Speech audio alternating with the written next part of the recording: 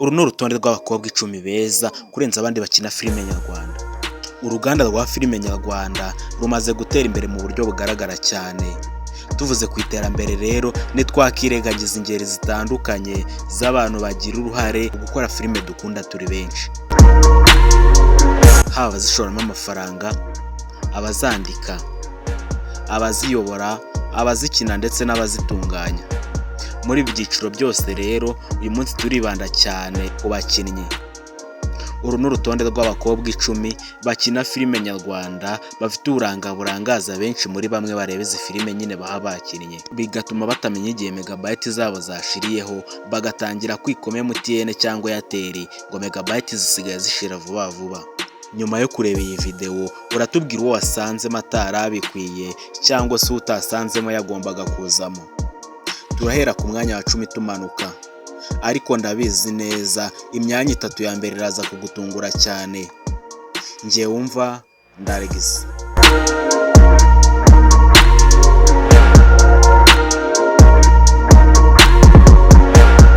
Duhereye ku mwanya wa 10 turahasanga umukobwa wigarurira imitima y'abantu benshi, cyane cyane nyuma yo kugaragara muri filime y'Umuturanyi. Iyi filime ya Kibonke kandi havugwa yuko ari yamugize icyamamare.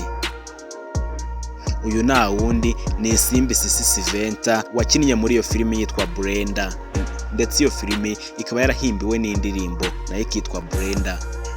Iyi ndirimbo kandi ikaba yararirimbwe na Karufani. Uyu mukobwa nk'uko bigaragazwa n'urubuga rwe rwa Instagram ahakurikirwa n'abarenga 12,000. Gusa kuri uru rubuga usangaho amafoto ye amugaragaza nk'umukobwa uteye neza kandi ufite ubwiza budasanzwe. Ibi bikaba byiyongera ku buhanga afite mu gukina filime. Ku mwanya wa 9 naho turahasanga umukobwa w'ikibero ukunzwe cyane n'abatari bake, akaba yitwa Iradukunda Nadine. Uyu nawe yagiye agaragarizwa urukundo n'abatari bake, kuko nawe urebye amafoto ye cyangwa se uburyo agaragara muri filime zitandukanye yagiye akinamo, harimo nk'iyitwa Behind iri kubica bigacika muri uyu murwa, nta gushidikanya nawe wakwemeza yuko adakwiye kubura kuri rutonde. Uyu mukobwa kandi akurikirwa n'abasaga 33,000 ku rubuga rwe rwa Instagram. Twihuse cyane ku mwanya wa 8 turahasanga Gihozo Alia. Gihozo Alia ni umukobwa mwiza cyane ufite imiterere irangaza benshi, cyane cyane igitsina gabo. Benshi baramwitegereza bakavuga ngo ateye nk'igisabo, ubwo abatsi nyarwanda kundusha muhise mwumva icyo baba bashatse kuvuga. Uyu Gihozo Alia yamenyekanye cyane bwa mbere muri video za Nyagso, hanyuma aza no gukina mu zindi filime zigiye zitandukanye. Uyu kandi yagiye avugwaho inkuru nyinshi zigiye zitandukanye ziganjemo ubugiraneza.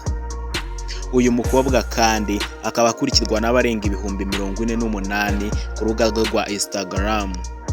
Ku mwanya wa 7 turahasanga umunyarwandakazi nawe wasajije benshi kubera ubwiza afite ndetse n'ubuhanga agaragaza mu gukina filime. Uyu nta wundi yitwa Gatesi Kayonga Divine. Uyu yamamaye cyane nka Tesi muri filime yitwa The Secret, nayo yakunzwe cyane n'abatari bake hano mu Rwanda.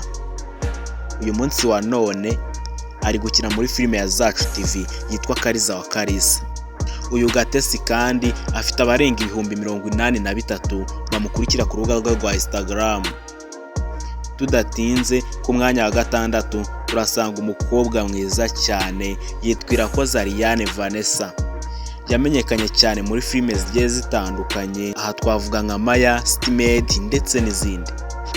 Uyu mukobwa rero witegereje amafoto ye ukareba uburyo ari mwiza, ukareba n'ikibero cye kimugaragaza nk'umwana warezwe neza akanagaburirwa neza, nta gushidikanya uyu mwanya yarawukwiye rwose. Ikindi kandi abakunzi be bemeza ko uretse kuba afite uburanga, uyu mukobwa afite imana idasanzwe mu gukina filime, ndetse rwose filime yakinnyemo nawe utakwifuza kuyireba. Irakoze Ariane Vanessa akaba afite abarenga 85,000 bamukurikirana ku rubuga rwe rwa Instagram. Tugeze ku mwanya wa 5.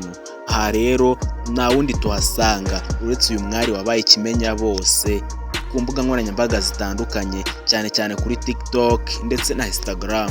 Uyu rero akaba yitwa Uwera Judith. ariko abenshi twe tukaba twaramumenye nka Judy.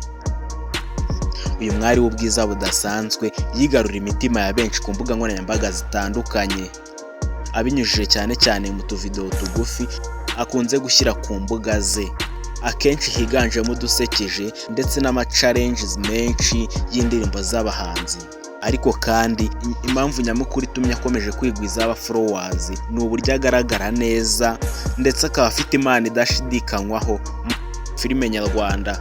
Filime Judy yakinnyemo twavugamo nk'iyitwa Gahinda Kariza, Vanessa Series, Around Me ndetse n'izindi nyinshi zitandukanye. Ubu tuvugana amaze kwigwiza aba followers barenga 177,000 ku rubuga rwe rwa Instagram, tutirengagije n'abandi bakaba 260,000 bamukurikira ku rubuga rwe rwa TikTok. Ku mwanya wa 4 turahasanga Nkusi Linda. Uyu yamenyekanye nka Linda Buria ndetse ni umwe mu bakobwa bigeze kwitabira irushanwa rya Miss Rwanda aza kwikura mu irushanwa. Uyu rero yagiye amenyekana cyane muri video zacaga kuri Afrimax TV. Uyu nawe akaba ari muri bamwe rwose bakurikirwa n'abana akaya ku mbuga zabo, cyane cyane ku rubuga rwa Instagram, akurikirwa n'abarenga 160 ku rubuga rwe rwa Instagram. Twihuse cyane ku mwanya wa 3 turasanga Dusenge Crenia. Uyu yamenyekanye muri filime zitandukanye, aha twavuga nko mu Ndoto no muri Papa Sava. Uyu nawe akaba yarigarura imitima y'abatari bake, cyane cyane mu bakunzi ba filime nyarwanda, ndetse kandi ubwiza bwe ndetse n'ubuhanga afite mu gukina filime nibyo byatumye tumushyira kuri uyu mwanya. Uyu nguyu akaba akurikirwa n'abarenga 120,000 ku rubuga rwe rwa Instagram.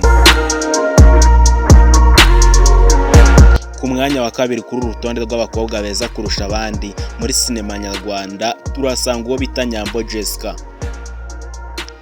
Uyu we rwose nta byinshi byo kumuvugaho, kuko nimba ukunda filime nyarwanda cyane cyane filime za Kiramani cyangwa se ukaba ukurikirana imyidagaduro yo mu Rwanda, nta gushidikanya ugomba kuba umuzi. Uyu kandi amaze iminsi avugwa mu rukundo n'umubyinnyi Titi Brown kubera ibikorwa byinshi bigenda bibahuza ndetse n'amafoto bagiye bifotozanya, gusa bo bagasa nk'ababihakana bavuga yuko ari ababesto gusa. Uyu rero akaba afite YouTube channel yitwa Miss Nyambo ndetse n'iyitwa Nyambo Official, anyuzaho filime ze. Aha twavuga nka filime ikunzwe cyane n'abatari bake twibanga. Nyambo kandi akaba akurikirwa n'abarenga 169 ku rubuga rwe rwa Instagram. Ndabizi ufite amatsiko yo kureba umukobwa uri ku mwanya wa mbere kuri uru rutonde. Mbere yuko mukubwira rero urabanza ufata amasegonda makeya yo gukora subscribe niba utarayikora, ndetse ukanaduhereza ibitekerezo byawe uciye muri comment nimba hari twashyizemo bitari ngombwa, utari ubikwiye ndetse n'uwo tutashyizemo kandi yari abikwiye. Ku mwanya wa mbere rero nta wundi tuhasanga uretse uyu mukobwa w'ubwiza buhebuje, akagira ikibero kirangaje benshi ndetse cyasajije benshi mu bamukurikirana. Uyu nta wundi rero ni Isimbi Alliance cyangwa se Alia Cool. Uretse ibyo kuba ari mwiza, akaba afite n'imana idasanzwe mu gukina filime. Uyu mukobwa ni n'umujejeta faranga. Alia Cool yinjiye mu bijyanye no gukina filime muri za 2014, aho yagaragaye muri filime zigiye zitandukanye harimo nka Rwasa ndetse n'izindi nyinshi. Nyuma yakomeje uyu mwuga akira muri filime zitandukanye harimo n'ize ku giti cye. Ibyo gukina filime kandi ari yakuriye abifatanyaga n'ibindi bikorwa bitandukanye. Ibi byose rero bikaba ari byo byakomeje kumukusanyiriza ndetse bikanamugwiriza ubutunzi ndetse n'igikundiro haba mu Rwanda ndetse no hanze yarwo. Kuri ubu akaba akurikirwa n'abarenga 313 ku rubuga rwe rwa Instagram. Ese ukurikije uko bibona, nuhe mukobwa ukina filime hano mu Rwanda twaba twasize cyangwa se tukaba twamushyizemo atarabikwiye? Ni umwanya mwiza wo kuduha igitekerezo cyawe uciye aho hepfo muri comment. Nusige udakoze subscribe, jye mwabanaga Ndargis.